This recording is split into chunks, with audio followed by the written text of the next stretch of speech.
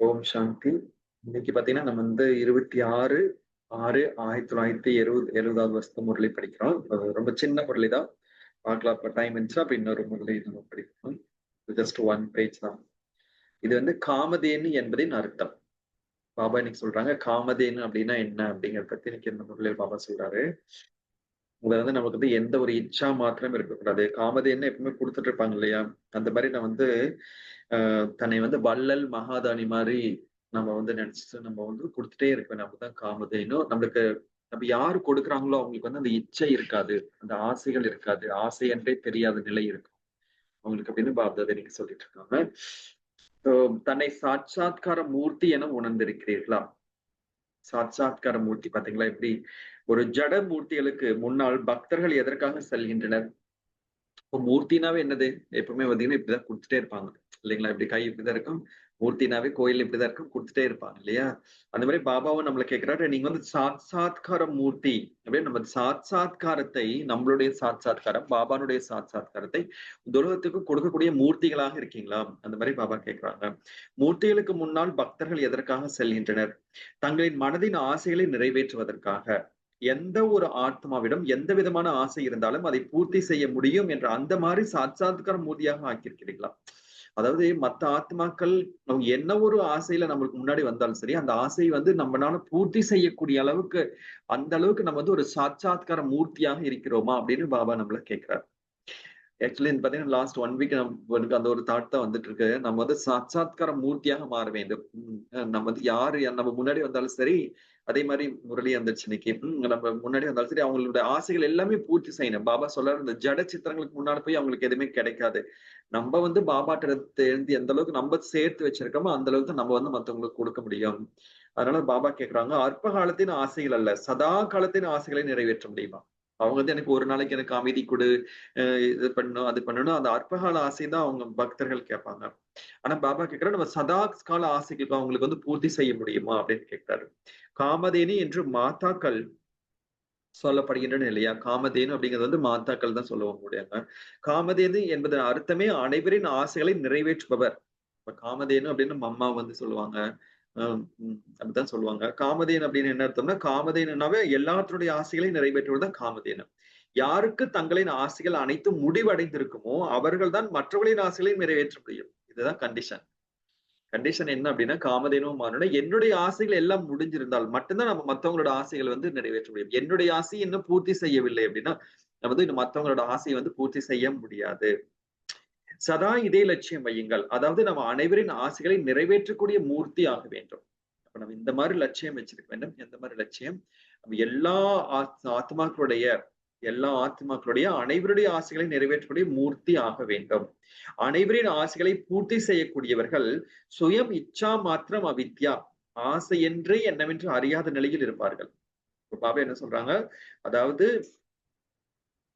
அனைவரின் ஆசையை பூர்த்தி செய்யக்கூடியவர்கள் சுயம் இச்சா மாத்திரம் அவித்யா, ஆசை என்றால் என்னவென்று அறியாத நிலையில் இருப்பார்கள்.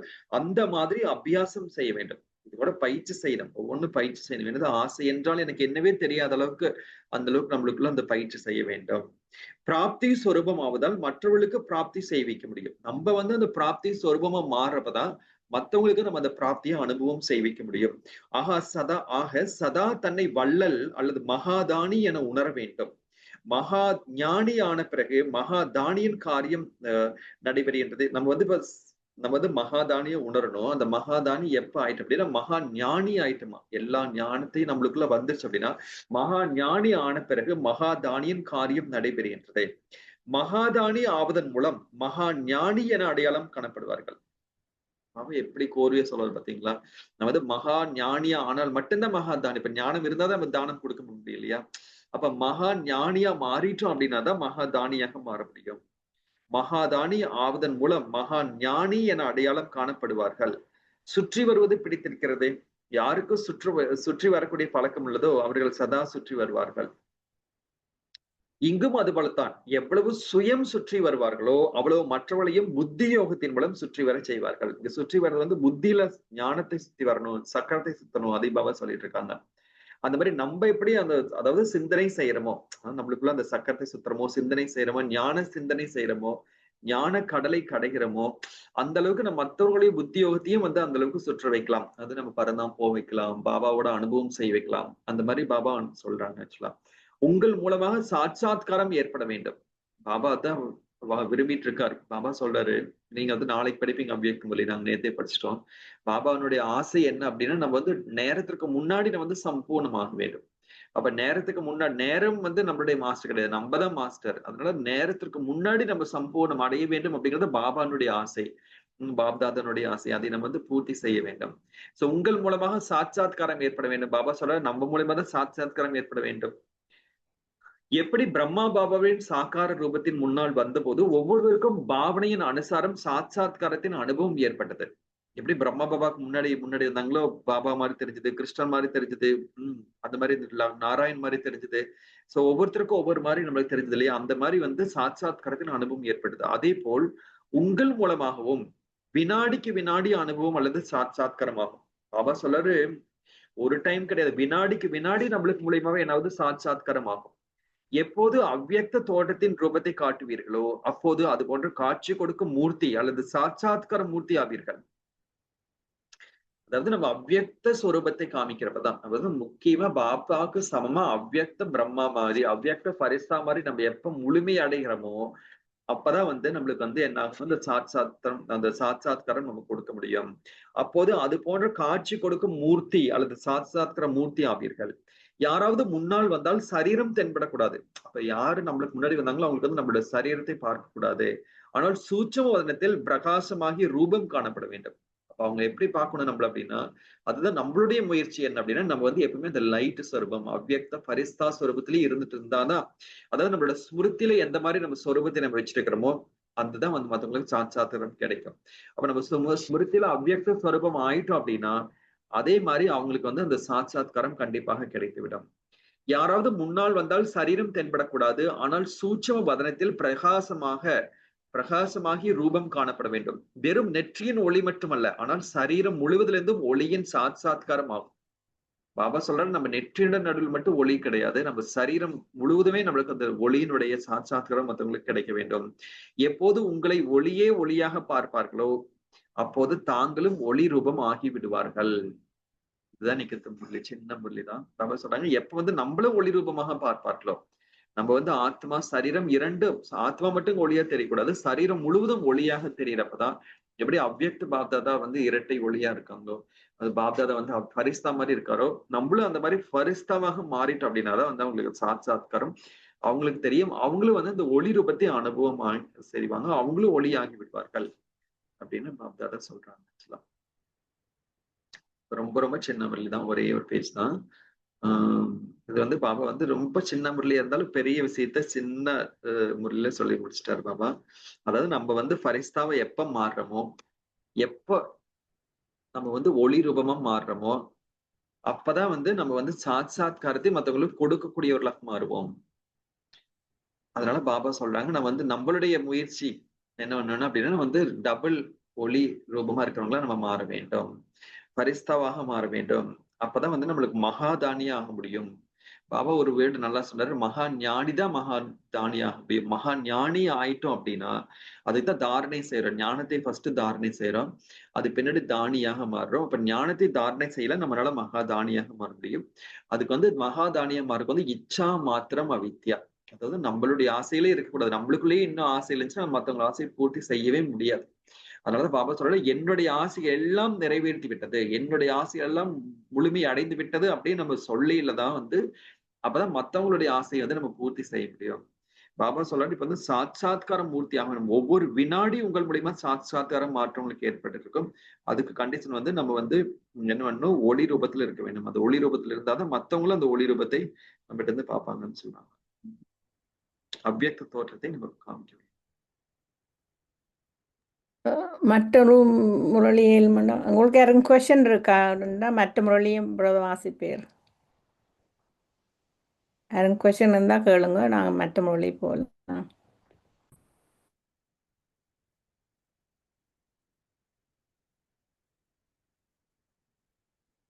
ஓகே பிரதர், கொஸ்டினை காணல.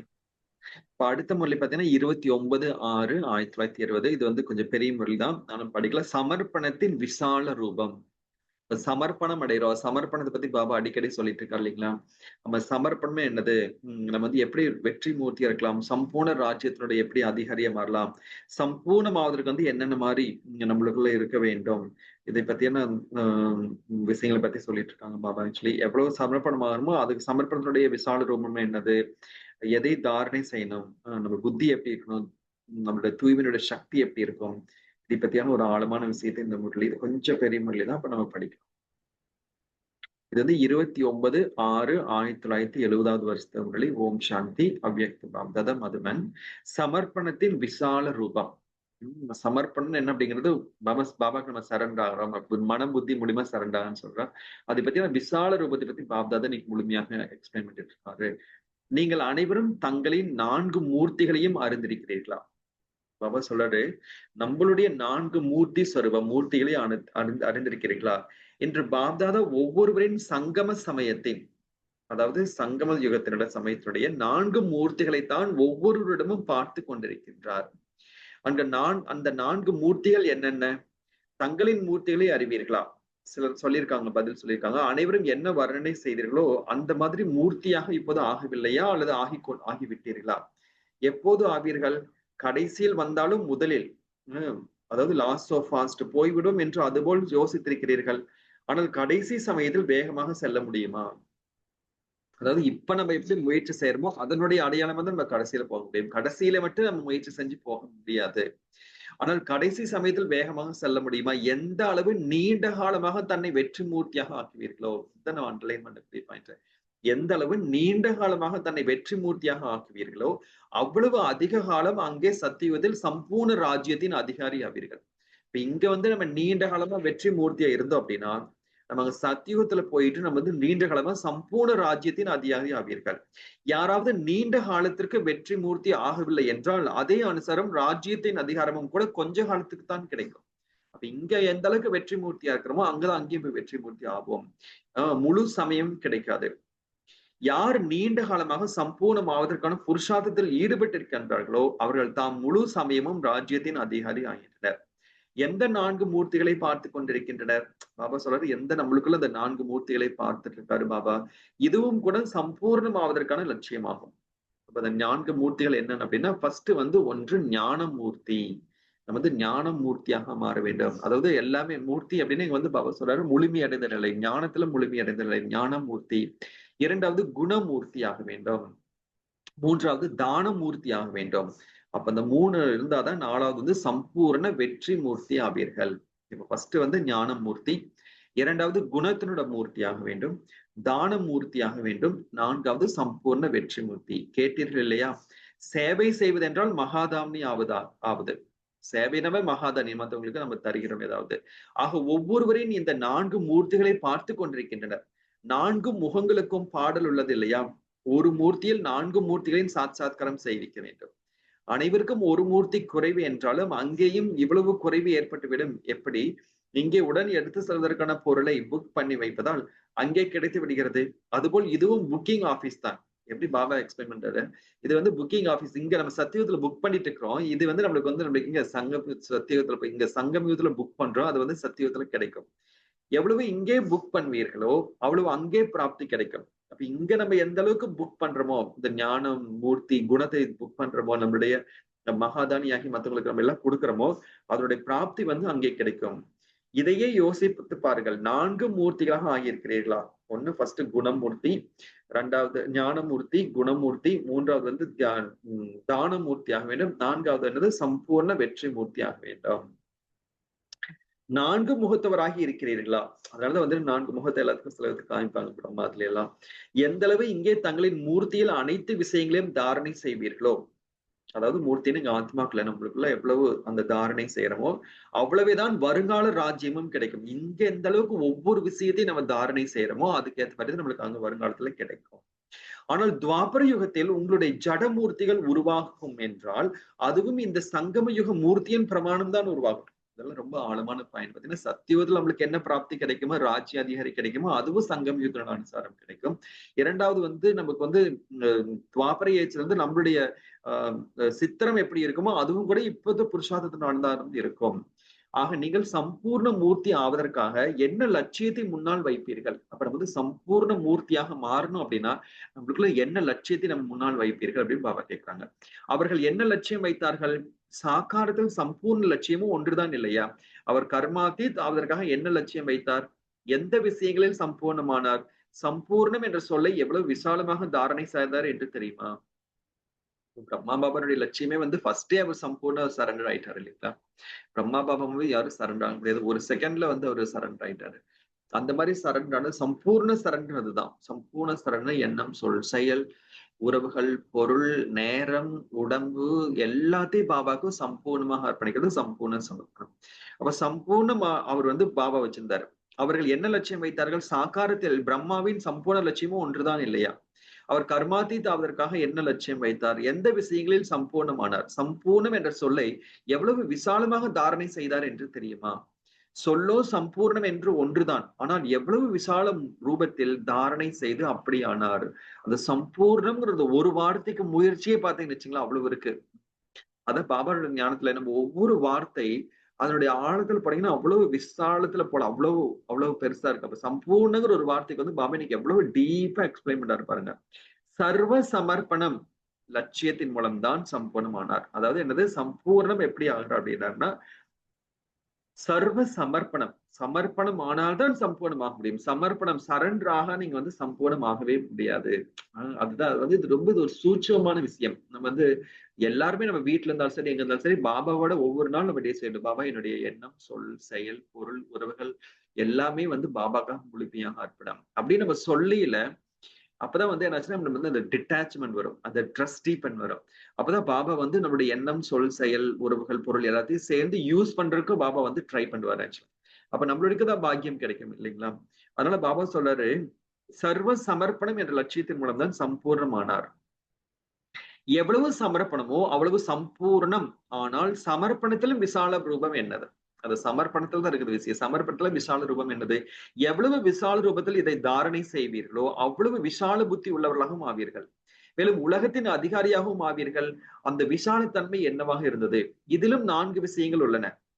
அதுல எப்படி 4 விஷயத்தை சொன்னாரு? இங்கே 4 விஷயத்தை சொல்லிட்டு இருக்காரு பாபா. ஒன்று, தன்னுடைய ஒவ்வொரு சங்கல்பமும் சமர்ப்பணம். இதுதான் அண்டர்லைன் பண்ணக்கூடிய சமர்ப்பணம். சம்பூர்ண சமர்ப்பணம் என்னது? நம்மளுடைய ஒவ்வொரு சங்கல்பத்தை கூட பாபாக்கு சமர்ப்பணம் செய்யணும். இது எவ்வளவு டீப்பான விஷயம் பாருங்களேன். நம்மளுக்கு எவ்வளவு சங்கல்பம் வந்துட்டே போகுது. நிறைய சங்கல்பம், சில சங்கல்பம் நம்மளுக்கு தேவையில்லை. சங்கல்பம், விக்கல்பம் நிறைய தாட்ஸ் எல்லாம் வருது. அப்போ நினைச்சு பாருங்க, அந்த தாட்ஸ் எல்லாம் பாபாட்ட நம்மளால கொடுக்க முடியுமா? அந்த அளவுக்கு எண்ணங்கள் எனக்குள்ள வந்துட்டு இருக்கா? ஃபர்ஸ்ட் வந்து சம்பூர்ண சமர்ப்பணம். ஒவ்வொரு சங்கல்பமும் சமர்ப்பணம். இரண்டாவது, ஒவ்வொரு வினாடியும் சமர்ப்பணம். அப்ப ஒவ்வொரு வினாடி கூட நம்ம பாபாக்காக நம்ம யூஸ் பண்ணிட்டு இருக்கோமா? அதாவது சமயம் சமர்ப்பணம். மூன்றாவது கர்மமும் சமர்ப்பணம்.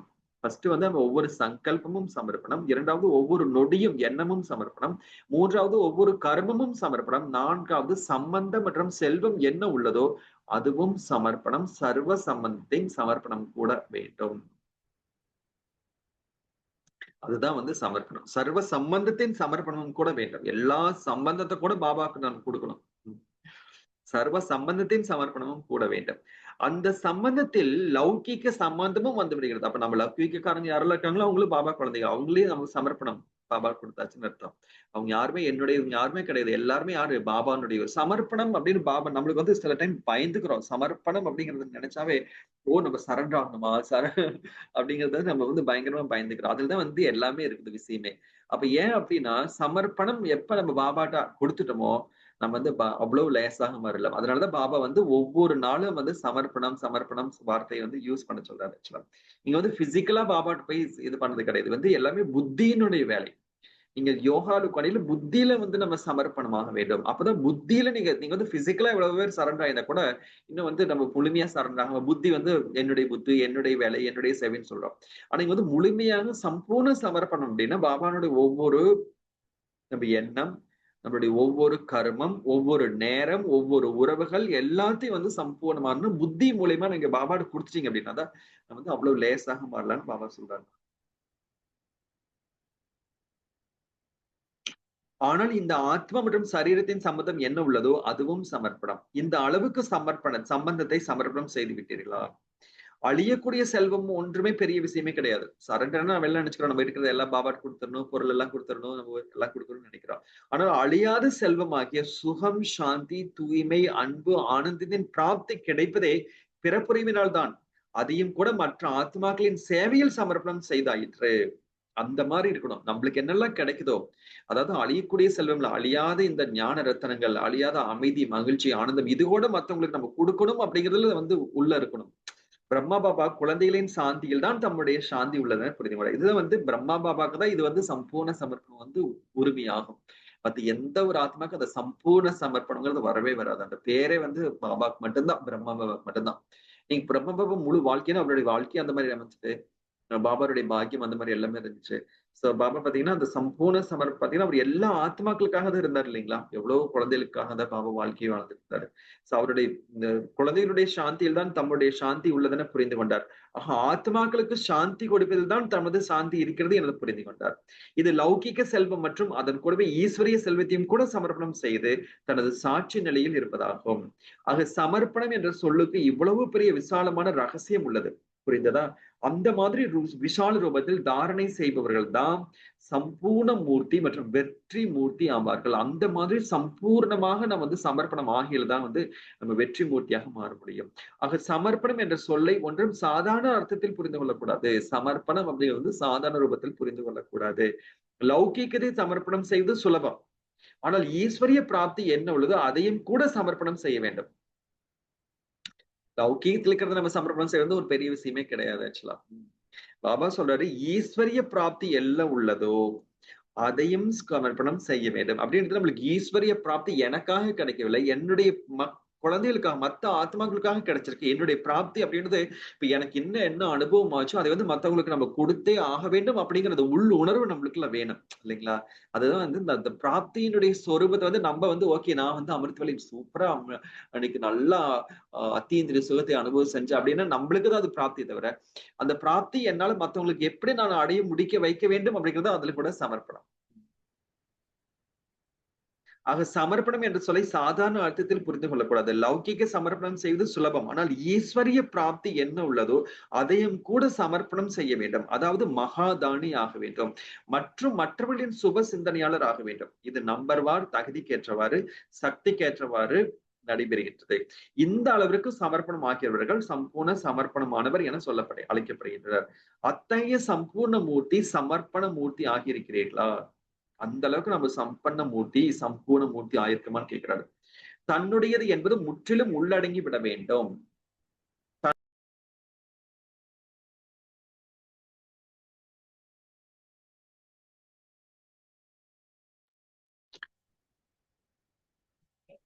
எப்போது ஒரு பொருள் யாரிடமாவது உள்ளடங்கி விடுகிறதோ அப்போது சமமாகி விடுகிறது. உள்ளடங்கி விடுவது என்றாலே சமமாகி விடுவதாகும். தன்னுடையதை எவ்வளவு உள்ளடக்கி விடுவீர்களோ அவ்வளவு சமமான மூர்த்தியாக விடுவீர்கள். நீங்கள் மற்ற ஆத்மாக்களுக்கு சேவை செய்யும் போது என்ன லட்சியம் வைத்து செய்கிறீர்கள்?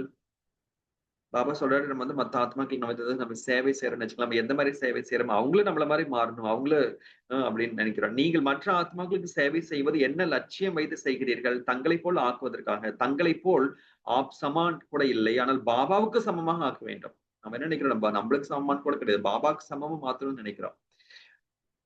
தங்களை போல ஆக்குவீர்களானால் தங்களிடம் உள்ள குறைகள் அவரிடம் வந்துவிடும். அப்ப என்னுடைய சமமும் என்னுடைய குறைகள் இருக்குதோ அந்த குறை அவங்ககிட்ட வந்துடும் இல்லையா? ஆனால் பாப் சமான் ஆக்க வேண்டும். எப்படி பாபா தம்மை விடவும் உயர்ந்தவர்களாக ஆக்குகிறார் இல்லையா? பாப் சமான் ஆக்குவீர்களானால் தந்தையை பின்பற்றவராகிவிடும். எப்படி பாபா தம்மை காட்டிலும் உயர்ந்தவர்களாக ஆக்கினாரோ அதுபோல் தங்களை விடவும் உயர்ந்த பாப் சமான் ஆக்குவீர்களானால் நீங்கள் தந்தையை பின்பற்றியதாக ஆகின்றது. அதாவது என்ன சொல்றாருன்னா, பாபா பாத்தீங்கன்னா, நீங்க அதான் பாத்தீங்கன்னா தாதிகள் இருந்தாங்கன்னா தாதிகளுக்கு நிறைய பேர் சரண்றாங்க. ஏன்னா அவங்களுடைய எண்ணமே அப்படிதான் இருக்கும். மத்தவங்க பாபாக்கு சமமா மாத்தணும், அவங்க எல்லாத்தையும் பாபாக்கு உயர்ந்தவங்களை மாத்தணும் அதே எண்ணம் தான் இருந்துச்சு. எந்த ஒரு தாதிகள் எங்கெல்லாம் இருந்தாங்கன்னா அவங்களுடைய எங்க போய் பாத்தீங்கன்னா ஈஸியா எல்லாத்தையும் சரண்டர் பண்ண வைப்பாங்க. ஏன்னா தாதியில பார்த்தாவே அந்த சரண்டர் ஆகணுங்கிறது மத்தவங்களுக்கு தோணும். ஏன்னா தாதிகள் முதல்ல இருந்தே சரண்டர் புத்தியோட வந்தாங்க இல்லைங்களா? அதாவது நம்ம என்ன சொரூபத்தோட நம்ம சேவை செய்யறோமோ அந்த சொரூபத்துல அவங்கள அதை எடுத்துப்பாங்க.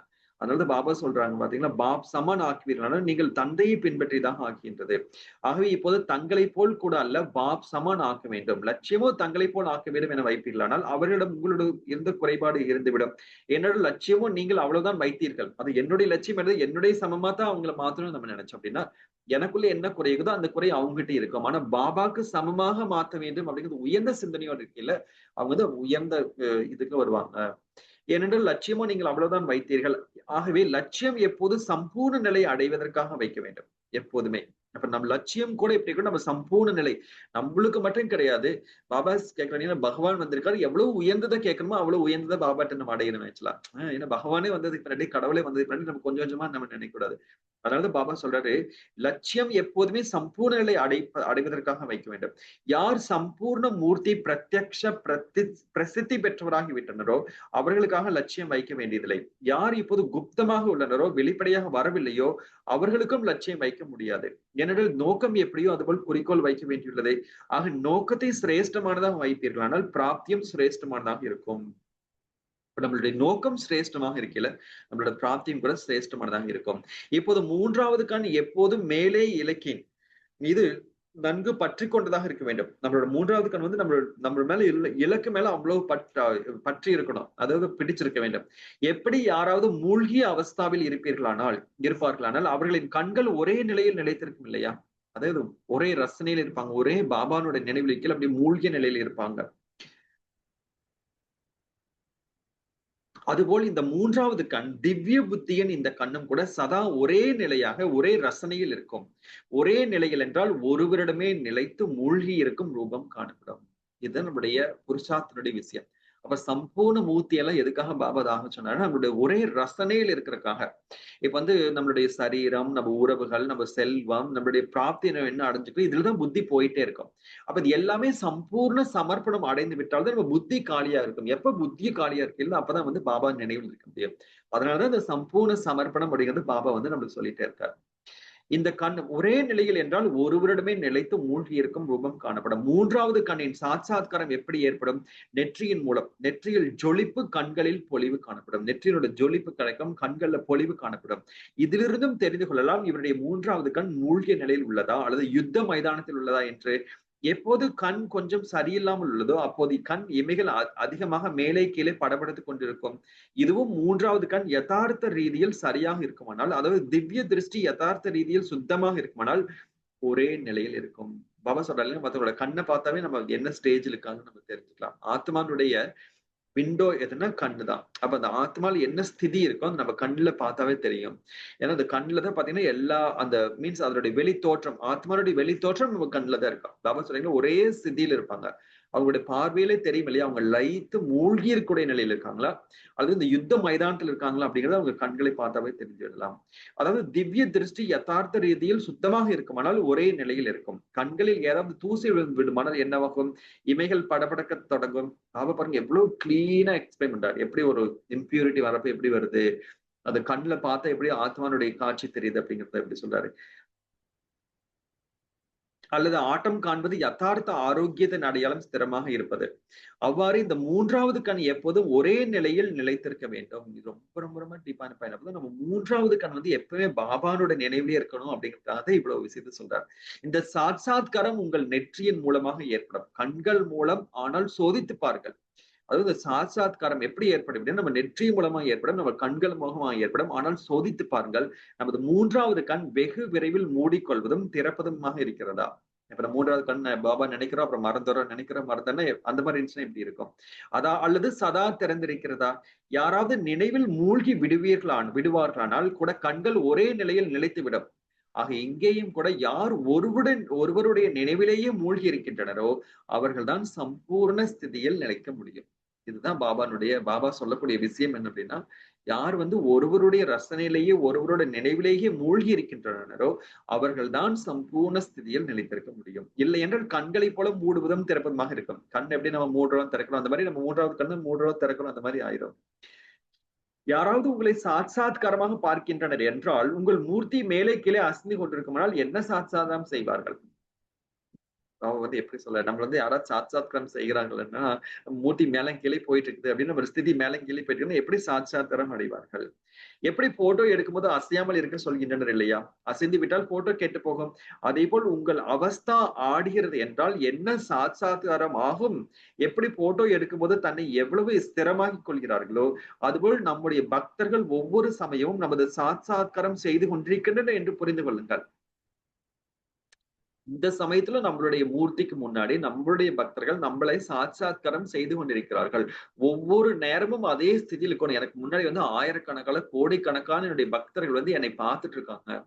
என்னுடைய ஸ்திதி உயர்ந்ததாக இருக்க வேண்டும். நான் பாபா நினைவில் இருந்தாதான் எங்கிட்ட இருந்து எடுத்துட்டு இருப்பாங்க அவங்க. நானே பாபா நினைவில் இல்லைன்னா என்னுடைய பக்தர்கள் எப்படி எடுப்பாங்க? நானே உள்ளுக்குள்ள குமறிட்டு இருக்கேன். நானே இன்னும் கதறிட்டு இருக்கேன். நானே வந்து ஹல்சல் இருக்கேன். நானே மேல கீழே போயிட்டு இருக்கேன். என்னுடைய ஸ்திதி அங்கேயும் இங்கேயும் ஆடிட்டு இருக்கு. எனக்குள்ளேயே நிறைய குறைகள் இருக்கு. நானும் வந்து இன்னும் சந்தேக புத்தியோட இருக்கேன். இன்னும் பாபா முழுமையாக நிறையவில்லை அப்படின்னா என்னுடைய பக்தர்கள் எப்படி அனுபவம் செய்வாங்கன்னு பாருங்க.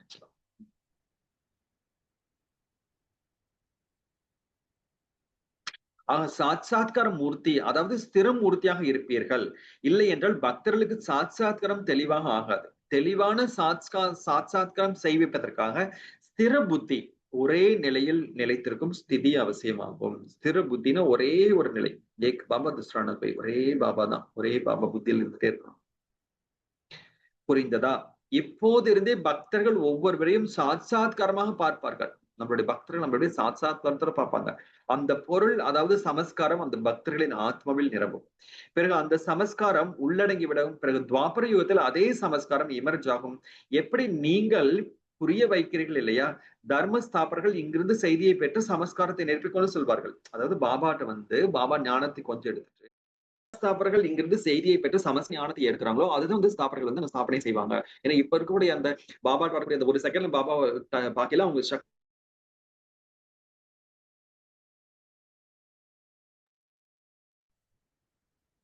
வைஃபை கொஞ்சம் வீக்கா சக்தி இருக்கு. எடுத்துட்டு போறதா வந்து துவாபரகத்துல வந்து அவ்வளவு சக்தி எந்த அளவுக்கு பாபாவோட நிலை. சாரி, பிரேக் பண்ணுது பிரதர்.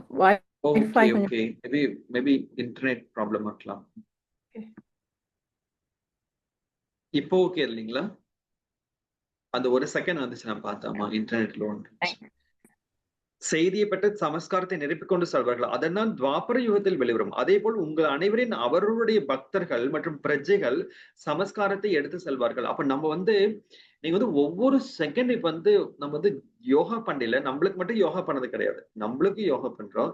நம்மளை சார்ந்து வரக்கூடிய 84 பிறவி நம்ம குடும்பத்துல வருவாங்க இல்லையா? அவங்களுக்கு எல்லாத்தையும் நம்ம உறவுகள் அவங்களுக்கும் யோகா பண்ணோம். அவங்களையும் சக்திசாலியா மாத்தணும். நம்மளோட பிரஜைகளை எல்லாத்தையும் வந்து சக்திசாலியா மாத்தணும். நம்மளுடைய பக்தர்களுக்கும் சாட்சாத்காரம் கொடுக்கிறோம். இப்ப நம்ம யோகா பண்ணது நம்மளுக்கு மட்டும் கிடையாது. இந்த முழு அதனால இந்த சங்கம் யோகத்துல அவ்வளவு உயர்ந்தது யோகத்தினோட சக்தி. ஏன் அப்படின்னா இந்த முழு உலகத்துக்குமே நீங்க நன்மை செய்யறது பாபா சொல்றாரு. அப்படின்னா எல்லா பிரஜைகளுக்கும் கூட நம்ம நன்மை செய்யறப்ப எல்லா பக்தர்களுக்கும் நம்ம நன்மை செஞ்சுட்டு இருக்கோம். பாபா சொல்றாரு அவருடைய பிரஜைகள் சமஸ்காரத்தை எடுத்து செல்வார்கள் பக்தர்கள் கூட. பிறகு அதன் பிரமாணம் தான் எமர்ஜ் ஆகும். அப்ப அந்த காப்பரேஜ் வரையில நீங்க எந்த அளவுக்கு இப்ப கொடுத்திருக்கீங்களோ நம்ம பக்தர்களுக்கு யாரையெல்லாம் பக்தர்களா மாத்தி இப்ப வந்து கொடுத்துருமா சாத்காரம் செஞ்சிருக்கோமோ அவங்கதான் நம்மளுடைய பக்தர்களா மாறி நம்மள கோயில் கட்டுவாங்க, எல்லாமே செய்வாங்க.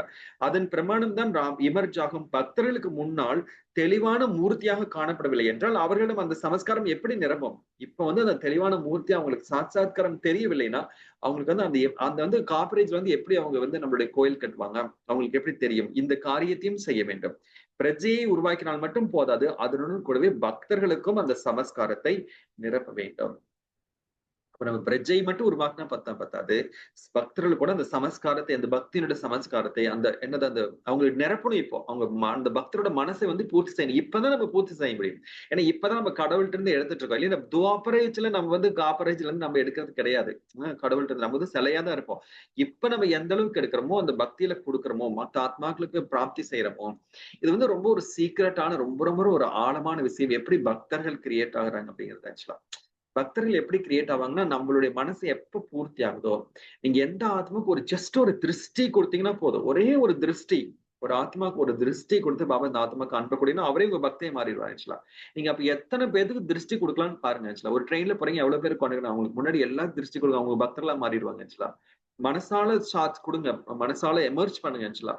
அவங்களுக்கு எல்லாத்துக்கும் சக்தி கொடுங்க, அவங்க எல்லாம் பக்தர்களா மாறிடுவாங்க. அப்ப எவ்வளவு கோடான கோடி பக்தர்கள் நம்ம உருவாக்கலாம் பாத்தீங்களா?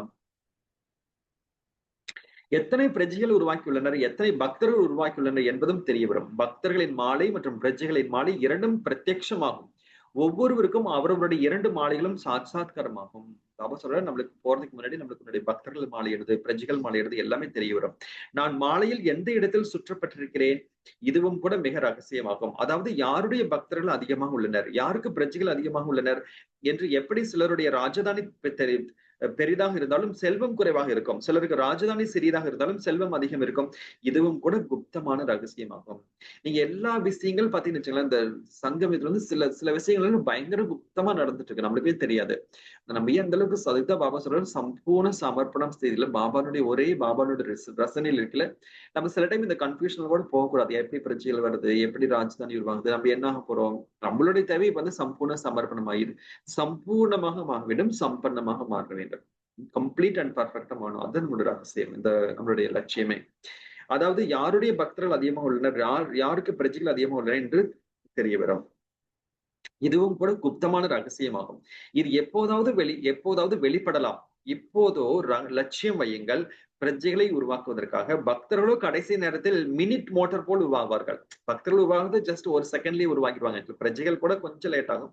பக்தர்கள் ஒரு செகண்ட் சாட்சாத்காரம் கொடுத்தீங்கன்னா, ஒரு செகண்ட் அவங்களுக்கு திருஷ்டி கொடுத்தீங்க, ஒரு சின்ன ஞானத்தோட பாயிண்ட் கிடையாது, அவங்களுக்கு திருஷ்டி கொடுத்தீங்கன்னா போதும், அவ்வளவுதான். ஏன்னா அவங்களும் பிரஜை ஆயிடுவாங்க இல்லையா. பக்தர்களுக்கு வந்து அவங்க பிராப்தி, அவங்களுக்கு ஏதோ ஒண்ணு பிராப்தி ஆயிடும், ஏதோ அமைதியோ மகிழ்ச்சியோ ஆனந்தமோ உங்க மூலியமா பிராப்தி ஆயிடுச்சு அப்படின்னா அவங்க பக்தர்கள் ஆயிடுவாங்க. பக்தர்களும் கடைசி நேரத்தில் மினிட் மோட்டார் அப்படின்னா ஃபாஸ்டா உருவாகுவார்கள். இங்கேயும் பக்தர்கள் வணக்கம் செய்வார்கள், பூஜை அல்ல. இங்க வந்து பக்தர்கள் நம்மளுக்கு வணக்கம் செய்வார்கள். உங்களை பார்த்தாவே அவங்களுக்கு சில பேர் பார்த்தாவே உங்களை பார்த்தாவே அவங்களுக்கு பிடிக்கும். நம்மளை பார்த்தாவே வந்து இவங்களை பார்த்தாவே எனக்கு போதும் அப்படின்னு சில பேர் சொல்லுவாங்க. இவங்களோட நம்ம பேசினா போதும்னு சொல்லுவாங்க. அவங்களும் உங்களுடைய பக்தர்கள் தான். மகிமை பாடுவார்கள், பூஜை பிறகு அங்கே செய்வார்கள். இவை அனைத்தும் பின்னால் தெரிய வரும். சாந்தி. இந்த முரளி பாத்தீங்கன்னா செகண்ட் முரளி படிச்சது ரொம்ப ரொம்ப டீப்பான முரளி. சம்பூரணத்தின் விசால ரூபம், சமர்ப்பணத்தின் விசால ரூபம். இந்த சமர்ப்பணம்னா என்னது பாபா சொல்றாங்க, அது ரொம்ப ஆழமான விஷயம். நம்மளுடைய சங்கல்பம், ஒவ்வொரு சங்கல்பம் சமர்ப்பணமாக வேண்டும், ஒவ்வொரு நேரம் சமர்ப்பணமாக வேண்டும், ஒவ்வொரு உறவுகளும் சமர்ப்பணமாக வேண்டும், ஒவ்வொரு கர்மமும் சமர்ப்பணமாக வேண்டும், ஒவ்வொரு பிராப்தி நம்ம பாபாட்டது என்ன செஞ்சிருக்கோமோ அது கூட பாபாக்கு நம்ம சமர்ப்பணம் ஆக வேண்டும். அதுதான் சம்பூர்ண சமர்ப்பணம். எப்ப சம்பூர்ண சமர்ப்பணம் ஆகிறோமோ அப்பதான் சம்பூர்ண மூர்த்தியாக மாறுவோம். எப்ப சம்பூர்ண மூர்த்தியாக மாறிட்டோமோ அப்பதான் பாபானுடைய ஒரு ரசனையில் இருக்கலாம். பாபா எதுக்காக இந்த முரளி சொல்லியிருக்காருன்னா, கடைசியில வந்து பாபானுடைய ஒரே ரசனையில் இருக்கணும். நம்மளோட புத்தி பாத்தீங்கன்னா சிறு புத்தியா மாதிரி பாபானுடைய ரசனையில் இருக்கும். அப்ப எப்ப நான் சம்பூர்ண சமர்ப்பணம் ஆயிருக்கிறனோ அப்பதான் வந்து, இல்லைன்னா நீங்க பாத்தீங்கன்னா புத்தி எங்க போகும் அப்படின்னா நம்மளோட பிராப்தியில் தான். நம்மளுக்கு என்ன கிடைச்சுக்குதோ, இப்ப வந்து சரீரத்து மூலியமா என்ன கிடைக்குது, அப்ப நம்ம உறவுகள் மூலியமா என்ன கிடைக்குது, அப்ப நம்ம கர்மத்து மூலமா என்ன கிடைக்குது, நம்ம பாபாட்டு இருந்து நம்ம என்ன கிடைக்குது, அதுலயே நம்ம தான் புத்தி போயிட்டு இருக்கோம். அப்ப பாபாட்டு இருந்து என்ன கிடைச்சிருக்குதோ அதை கூட நம்ம சம்பூர்ண சமர்ப்பணம் ஆகி மகாதானியா மாற்றிட்டோம் அப்படின்னா நம்ம புத்தி பாத்தீங்கன்னா எல்லாமே பாபா, அது இது என்னுடைய கிடையாது. அப்ப பாபானுடைய புத்தியில இருந்து ஸ்திர புத்தியில நீங்க 1 hour நீங்க வந்து யோகா பண்ணி, இல்ல ஒரு 1/2 hour யோகா பண்ணி நம்ம டெஸ்ட் பண்ணலாம் ஆக்சுவலா. அதாவது நம்ம புத்தி வந்து எந்தெந்த ரூபத்துல எங்கெங்கெல்லாம் போகுது, அப்ப அந்த புத்தி எல்லாம் எங்கெங்கெல்லாம் போகுதோ வந்து அங்க வந்து எனக்கு இன்னும் வந்து நான் வந்து பாபாட்டு சமர்ப்பணம் ஆகலைன்னு அர்த்தம். அங்கதான் இன்னும் அதை வந்து சமர்ப்பணம் கொடுக்கணும். எங்க புத்தி போகுதோ அதை இம்மீடியட்டா பாபாட்டு சமர்ப்பணம் பண்ணணும். அப்ப புத்தி எங்க போகுதோ அதை வந்து பாபாட்டு இருந்து அந்த பொருளோ நபரோ சுச்சுவேஷனோ எனக்கு வந்து தடுக்குது இல்லையா. அப்ப அது வந்து பாபாட்ட நம்ம சமர்ப்பணம் செய்யணும். இப்ப என்னோட ஜாப் பத்தி அதிகமான எண்ணங்கள் வருது, ஜாப் பாபாக்கு சமர்ப்பணம் பண்ணுங்க. பாபா இது உங்களுடைய ஜாப், இது நீங்க தான் பாக்குறீங்க அப்படின்னு. பேசிக்கா சமர்ப்பணம் அப்படிங்கிறது என்னுடைய புத்தியிலிருந்து விடுவிக்கக்கூடிய நிலைதான் சமர்ப்பணம் அப்படிங்கிறது, வேற எதுவுமே கிடையாது. நீங்க பிசிக்கலா பாபாட்டு கொடுத்து என்ன செய்யப்படுறாரு பாபா, ஆக்சுவலா உங்களுடைய ஜாபையோ உங்க சரீரத்தையோ பொருளையோ பாபா ஒண்ணும் செய்யப்படுறது இல்ல. பாபா நம்மளுடைய நன்மைக்காக தான் புத்தியிலிருந்து சமர்ப்பணம் செய்ய வேண்டும், புத்தியிலிருந்து அல்லது விடுவிக்க வேண்டும். உங்க புத்தி காலியாக இருந்தாலும் நம்ம வந்து பாப்தாதாவை நினைவு செய்ய முடியும். அதுக்காக தான் பாபா நம்மளுக்கு சொல்லியிருக்காரு. Thank you, sir. Brother, very deep and very good, Murali. ஏன்னா ஒவ்வொரு நாளும் நம்ம அமிர்த வேளையில பாபாட்ட இதை சொல்லணும். பாபா என்னுடைய எண்ணம், என்னுடைய புத்தி, என்னுடைய என்ன சமஸ்காரம் இருந்தாலும் சரி, என்னுடைய இந்த சரீரம், என்னுடைய அனைத்து பொருட்கள், என்னுடைய அனைத்து உறவுகள், என்னுடைய நேரம், பிராப்தி எல்லாமே பாபாக்காக உரித்தாகட்டும். இரண்டாவது, பாபா எல்லாத்தையும் நல்ல விதத்துல யூஸ் பண்ணி நம் முழுமையான ஆஸ்தி அடையறதுக்காக பாபா உதவி செய்யணும். பாபா சமர்ப்பணம் எதுக்காக பண்றோம் அப்படின்னா முழுமையான ஆஸ்தி அடையறதுக்காக. அப்ப பாபா என்னுடைய மனதை யூஸ் செய்யட்டும், பாபா என்னுடைய புத்தியும் யூஸ் பண்ண, என்னுடைய சமஸ்காரம் தெய்வீகம் மாதிரி அதுலயே மற்றவங்களுக்கெல்லாம் சாட்சாத்காரம் கிடைக்கும் அப்படிங்கிற ஒரு சமர்ப்பணம் செய்யறதே வந்து அதுவே நம்மளுக்கு நன்மைக்கு தான் இல்லைங்களா. அப்போ ஒவ்வொரு நாளும் அமிர்த வேலையை நம்ம சொல்லல, நம்மளே நம்மளால பார்க்கலாம். பாபா வந்து ஒவ்வொரு விஷயத்திலயும் பாபா இன்வால்வ் ஆகி நம்மளுடைய உறவுகளுக்கு கூட நன்மை கிடைக்கும். பாபாவுக்கு நம்ம சமர்ப்பணம் என்னுடைய உறவுகள் கிடையாது. பாபானுடைய உறவுகள் சொல்லிட்டு அவங்களே பாத்தீங்கன்னா இன்டைரக்டா அவங்களுக்கு ஏதோ ஒரு பாபாட்ட இருந்து பிராப்தி கிடைச்சுதான் தீரும் ஆக்சுவலா. நம்ம எந்த அளவுக்கு நம்ம இன்னும் இருக்குமா என்னுடைய உறவுகள்னு புடிச்சிட்டு இருக்கிறோமோ, அவங்க நம்மளுடைய உறவுகளா தான் இருப்பாங்க. அதை விட பாபாட்ட அவங்க வரவே மாட்டாங்க. ஓம் சாந்தி. Om Shanti. Thank you, brother. தானமூர்த்தினா எல்லாமே தானம் தான். தானமூர்த்தி பாபா இங்க சொல்றது நம்ம எந்த அளவுக்கு பாபாட்ட இருந்து பிராப்தி கிடைச்சுக்குதோ அது மத்த ஆத்மாக்களுக்கு தானமா கொடுக்குறது. என்னுடைய மனதால், சொல்லால், செயலால், குணங்களால், கர்மத்தால் பாபாவை உலகத்துக்கு எடுத்து காமிக்கக்கூடியது அது உண்மையான தானம் ஆக்சுவலா. பாபா அந்த ரூபத்துல தான் சொல்லியிருக்காரு. தானமூர்த்தி நம்ம ஃபர்ஸ்ட் ஞானமூர்த்தி ஆகணும். ஞானத்தை நேர்புறோம். 2வது குணமூர்த்தியாகி குணத்தை செய்யறோம். 2வது தானமூர்த்தியாகி தானத்தை செய்யறோம். நம்ம ஞானத்தை தானம் செய்யலாம், குணத்தை தானம் செய்யலாம், சக்தியை தானம் செய்யலாம், ஆசீர்வாதங்கள், நேரம் எல்லாமே கொடுக்குது. அதுதான் தானமா சொல்லியிருக்காரு. அடுத்த கேள்வி, பக்தர்கள் நாங்க திருஷ்டி கொடுக்க எங்களோட சம்பந்தப்பட்ட ஆத்மாக்களுக்கு திருஷ்டி கொடுக்கிறதா? ஏனென்றா அவைந்த முகங்கள்லாம் எங்களுக்கு ஞாபகம் இருக்கும். இல்ல உலகத்துல உள்ள ஆத்மாக்களுக்கு திருஷ்டி கொடுக்க வருமா? அதாவது நேரா நம்மளுக்கு யாராச்சும் இருக்காங்க அப்படின்னா அவங்களுக்கு நம்ம நேரா பார்த்து திருஷ்டி கொடுத்து நம்ம பாபாட்ட இருந்து கனெக்ட் பண்ணலாம். அப்போ உலகத்துல உள்ள எல்லா ஆத்மாக்களுமே நம்ம திருஷ்டி கொடுக்கலாம். அதுல எந்த தப்பு கிடையாது. மனசா சேவையும் செய்யறோம் ஆக்சுவலா, திருஷ்டியும் கொடுக்கலாம். அப்ப பக்தர்கள் என்ன அப்படின்னா உங்ககிட்ட அந்த பிராப்தி அனுபவம் செஞ்சவங்க பக்தர்களா மாறுவார்கள். அதாவது நம்மளுடைய மனசாலேயோ, நம்ம சொல்லாலேயோ, நம்ம திருஷ்டியாலேயோ, நம்ம செயலாலேயோ நம்மள உயர்ந்த ஒரு ரூபத்துல நம்மள பார்ப்பாங்க ஆக்சுவலா. இவங்களை பார்த்தாவே எனக்குள்ள ஒரு திருப்தி கிடைக்குது. இவங்களோட பேசினாவே நம்மளுக்கு திருப்தி கிடைக்குது. இவங்க பார்வை பார்த்ததே எனக்கு மகிழ்ச்சி ஆகிருக்குது. நம்ம இவங்க பக்கத்துல வந்தாவே நம்மளுக்குள்ள ஒரு வைப்ரேஷன் கிடைக்குது. அந்த மாதிரி நினைக்கிறாங்களா, அந்த மாதிரி அனுபவம் செய்யறாங்க இல்லைங்களா, அவங்கதான். பட் மனசாலையும் நம்ம கொடுக்கலாம். மனசாலை கொடுத்தாலும் அவங்களுடைய பக்தர்களா மாறுவாங்க. கேட்கவா அந்த மனச செய்ய சர்வ சம்பந்தம் வச்சுதான் செய்ய சொல்லினோம். அப்ப அந்த விசால புத்தி, விசால மனம், மற்றது விசால திருஷ்டி, அதற்கு கொஞ்சம் நான் சில நேரம் மனச சேவை செய்ய சர்வ சம்பந்தம் வச்சு செய்யறேன். நான் இன்றைக்கு செய்தேன். நான் அது இன்றைக்கு இந்த முறை வாசிச்சிருக்கிறீங்க. ஸோ ஹாப்பியா இருக்கு. அதை எக்ஸ்பிளைன் பண்ணுங்க டீட்டெயிலா. அதாவது மனசா சேவை பத்தி கேக்குறீங்க இல்லையா, மனசா சேவை எப்படி செய்யறது அப்படின்ட்டு சம்பந்தம் வச்சு செய்ய சொல்றதான் அதை கூட டீட்டெயிலா. ஓகே. அதாவது பாபாவோட இணைந்து எல்லா சர்வ சமத்தோட நம்ம மனசா சேவையும் செய்யலாம். அதாவது நீங்க அதாவது பாபா எதுக்காக என்னோட எல்லா சர்வ சம்பந்தத்தையும் நீ நினைச்சு என்னை சர்வ சம்பந்தத்தோட நினைச்சு யோகா பண்ணுறது சொல்றாருன்னா, நீங்க 84 பிறவி நம்மளுக்கு உறவுகள் வேணும். அப்பா, அம்மா, தம்பி, தங்கச்சி, ஃப்ரெண்ட்ஸ். அப்ப இந்த டைம்ல பாபா சர்வ சம்பந்தத்தோட நீங்க ஒரு டைம்ல நினைவு செஞ்சுட்டோம் அப்படின்னா, நீங்க 84 பிறவி நம்மளுடைய எல்லா உறவுகளுமே நல்ல உயர்ந்த உறவுகளாக வரும் ஆக்சுவலா. பாத்தீங்களா, ஒண்ணு. இப்ப 2வது நம்மளோட வந்திருக்காங்க இல்லைங்களா, இப்ப நம்மளோட வந்திருக்கக்கூடிய சர்வ சம்பந்தங்கள் கூட அவங்களையும் நம்ம உயர்ந்தவங்களா மாற்றணும். ஒரு வழியில இல்லைன்னு ஒரு வழியில. அப்ப பாபாவோட நம்ம எந்த அளவுக்கு என்னை சர்வ சம்பந்தத்தோட பாபா எல்லா சர்வ சம்பந்தம் நினைச்சு இது பண்ணல. அதாவது நம்ம உறவுகள் நம்மளோட கூட இருந்தாலுமே அந்த உறவுகள் நினைவில் இல்லாம பாபா தான் எல்லாமே நம்ம நினைக்கல, அந்த உறவுகளுக்குமே நம்மளுக்கு நன்மை கிடைக்கும். அதனாலதான் பாபா சர்வ சம்மதத்தோட நினைவு செய்யும். சர்வ சம்மதத்தையும் என்னோட மனதால சேவை செய், என்னை நினைவு செஞ்சு அந்த ஆத்மாக்களுக்கு பிராப்தி ஏற்படு. அப்படின்னா எதுக்கு அப்படின்னா, இப்ப எந்த அளவுக்கு டிட்டாச்சா இருக்கிறோமோ அதனாலதான் பாபானுடைய நினைவுல பாபாவோட சர்வ சம்மதத்தை நினைக்கிறது. மத்த உறவுகளோட நம்ம டிட்டாச்சா இருப்போம். இப்ப எந்த அளவுக்கு நம்ம டிட்டாச்சா இருக்கிறோமோ அப்ப பாபானுடைய சக்தி அந்த ஆத்மாக்களுக்கும் போய் சேரும். அவங்களுக்கு ஏதாவது ஒரு பிராப்தி கிடைக்கும். அவங்களுக்கு ஒரு புண்ணிய கர்மத்துல போய் சேரும் வச்சுலாம். இப்போ நீங்க உங்க குழந்தைங்க இருக்கான்னு வச்சுங்களேன், அவங்க வீட்டுல யாராச்சும் ஞானத்துக்கு வரலைன்னா அவங்க சகயோகியா இருக்காங்க. நீங்க ஒரு 2-3 மணி நேரம் சென்டருக்கு போகணும் அப்படின்னா அவங்க அதை பொறுத்துட்டு அவங்க தனியா வீட்டுல இருக்காங்களே, இல்ல அம்மா இல்ல அப்பா இல்ல நம்ம தனியா இருக்கலான்ட்டு, அது கூட அந்த குழந்தைகளுக்கு ஏதோ ஒரு நன்மை பாக்கியம் கிடைக்கும். உங்களுக்கு சகயோகியா இருக்காங்க இல்லையா, அவங்க நம்மளுக்கு அப்ப என்னாச்சு, நம்ம இப்ப சர்வ சம்பந்தத்தை பாபாவோட நினைவு செய்யல, அந்த சம்பந்தங்கள் கூட நம்மளுக்கு உதவி செய்யும். நம்ம இப்ப சம்பூர்ண சமர்ப்பணமாகும், இந்த சம்பூர்ண மூர்த்தி ஆகணும். அதுக்கு எல்லா சம்பந்தமும் நம்மளுக்கு உதவி செய்வாங்க ஆக்சுவலா, டைரக்டாவோ இன்டைரக்டாவோ. சொன்னார் பாபா இல்லையா, இந்த காமதேனு முரளியில வந்துச்சு ஃபர்ஸ்ட்ல.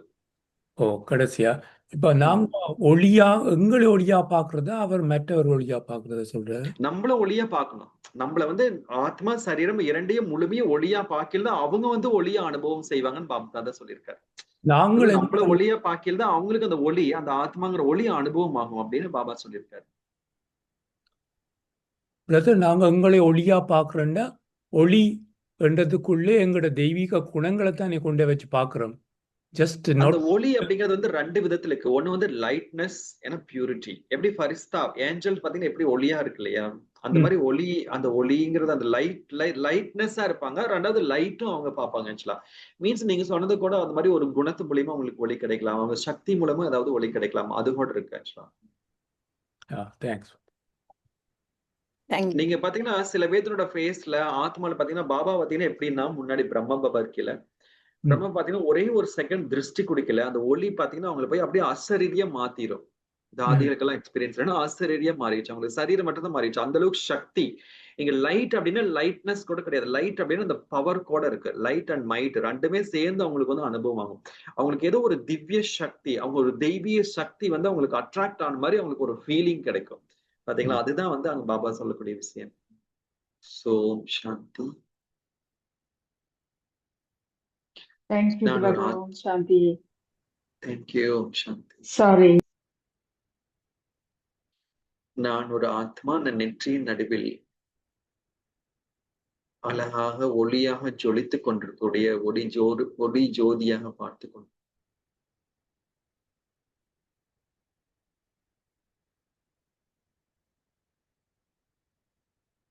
நான் ஆத்மா பாப்தாதாவின் அனைத்து குணங்கள், சக்திகள், ஞானம் மற்றும் ஆசீர்வாதத்தால் நிரம்ப பெற்ற ஆத்மாவாக என்னை பார்த்து கொண்டுள்ளேன்.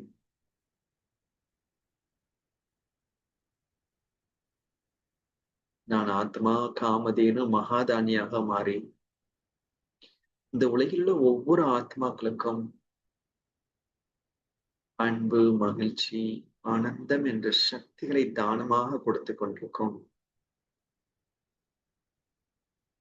சர்வசிரேஷ்ட மகான் ஆத்மாவாக மகாதானியாக பார்த்துக் கொள்ளுவேன். என்னுடைய மனதிலிருந்து, என்னுடைய இதயத்திலிருந்து அனைத்து ஆத்மாக்களுக்கும் ஆசீர்வாதங்கள் சென்று செல்கிறது. அனைத்து ஆத்மாக்களுக்கும் முக்தி, ஜீவன் முக்தியை வழங்கி கொண்டிருக்கும் மாஸ்டர் முக்தி, ஜீவன் முக்தி ஆத்மாவாக என்னை பார்த்துக் கொள்கிறேன்.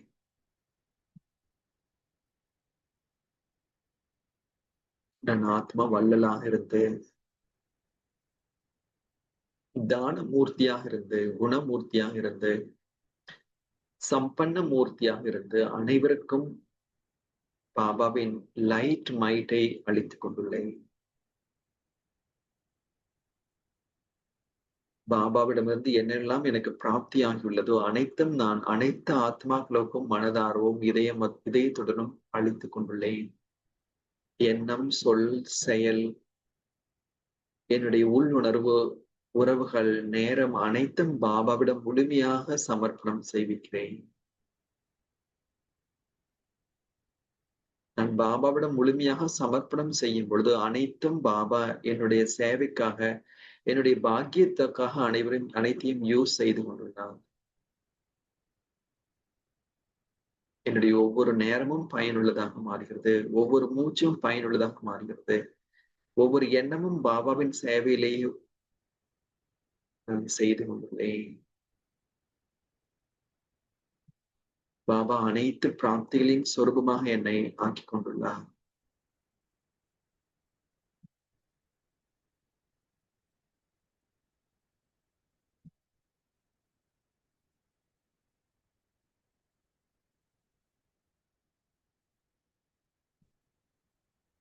நான் ஆத்மா என்னுடைய மூன்றாவது கண் மூலமாக பாபாவின் நினைவிலேயே இருந்து அனைத்து பிரஜை ஆத்மாக்களுக்கும், பக்த ஆத்மாக்களுக்கும் தானத்தை வழங்கிக் கொண்டுள்ளேன்.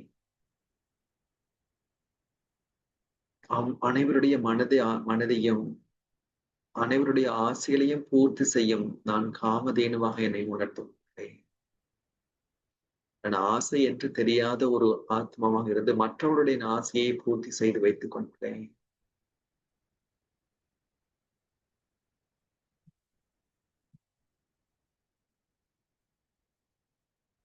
நான் ஒவ்வொரு ஆத்மாக்களையும் பாபாவிற்கு சமமாக, சமான ஆத்மாவாக நான் மாற்றுவதற்கு முயற்சி செய்கிறேன். அனைத்து ஆத்மாக்களும் பாபாவின் ஆஸ்திக்குரியவர்களாக அன்பு, மகிழ்ச்சி, ஆனந்த கடலில் அனைத்தும் பெற்றவளாக அனைவருக்கும் கிடைக்க வேண்டும் என்ற உயர்ந்த நோக்கத்தில் பாபாவின் ஞானத்தையும் லைட் மைட்டின் சக்தியையும் உலகிலுள்ள அனைத்து ஆத்மாக்களுக்கும் கொடுத்துக் கொண்டுள்ளேன். என்னுடைய இயற்கைக்கு கூட அமைதியும் தூய்மையும் வழங்கிக் கொண்டிருக்கின்றேன். பாபாவின் சக்தியை அளித்துக் கொண்டுள்ளேன்.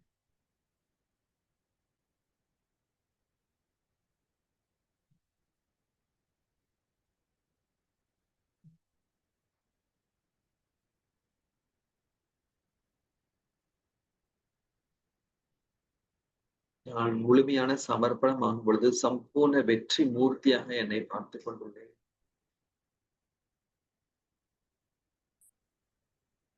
இந்த அதிமேன்மையான சங்கம் யுகத்தில் ஒவ்வொரு வினாடியும் பாபாவிடமிருந்து முழுமையான ஆஸ்தியை அடைந்து என்னுடைய இதய மனம் முழுதும் முழுமை பெற்றுள்ளது. ஆத்மா முழுமை பெற்றுள்ளது.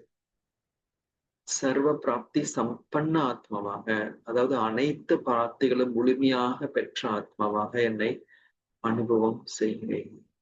அனைத்து உறவுகளாலும் நிரம்ப பெற்ற, அனைத்து சக்திகளிலும் நிரம்ப பெற்ற, அனைத்து குணங்களில் நிரம்ப பெற்ற, அனைத்து ஆசீர்வாதங்களால் நிரம்ப பெற்ற ஆத்மாவாக என்னை உணர்ந்து கொண்டுள்ளேன்.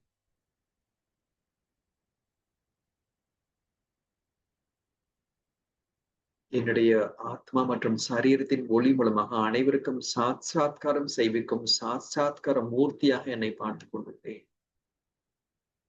என்னை பார்த்தவுடனே பாப்தாதாவின் நினைவு அனைவருக்கும் வருகிறது. என் மூலமாக பாப்தாதாவை நான் வெளிப்படுத்திக் கொண்டுள்ளேன். என்னை பார்த்தாலே பாப்தாதாவின் சாட்சாத்காரம் அனைவருக்கும் கிடைத்துக் கொண்டுள்ளது. நான் ஒரு சாட்சாத்கார மூர்த்தியாக மாறியுள்ளேன்.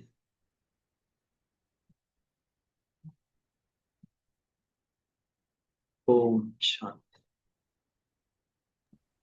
ஓம் சாந்தி. ஓம் சாந்தி.